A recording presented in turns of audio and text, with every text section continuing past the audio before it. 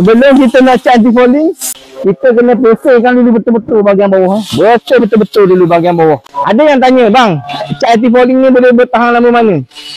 Okay, kalau kita nak tahu cat anti-fouling ni boleh bertahan lama mana, kita kena tengok kat sini. Ni 4Q. 4Q bermakna 4 kuarter. 1 kuarter 3 bulan. 4Q bermakna 1 tahun. 1 kuarter 3 bulan, jadi 3 kali 4. 12 bulan, 1 tahun. Jadi, ketahanan cat berdasarkan grade anti-fouling yang kita guna. Kadang-kadang brand sama, tapi dia ada yang low spec, high spec yang punya kualiti. Tak kira apa brand pun mesti dia akan buat yang harga murah, yang harga mahal. Ada orang buat sebab dia nak jual boot tu.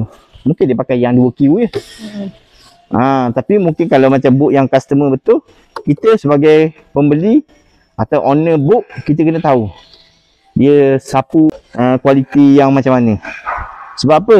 Nanti dia pun kata kat kita, okey, awak punya cat anti-fouling boleh bertahan 1 tahun. Pakai 6 bulan, kenapa naik kritik dah? Kenapa naik lumuk dah?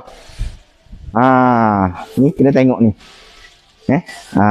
Okey, dapat So, kalau nak yang terbaik lagi sebenarnya, dia kena sapu epoxy dahulu. Epoxy dahulu, baru. Biasa boot baru lah, saya lebih saja. Epoxy dahulu, baru anti-fouling. Pastikan ada gap 1 hari.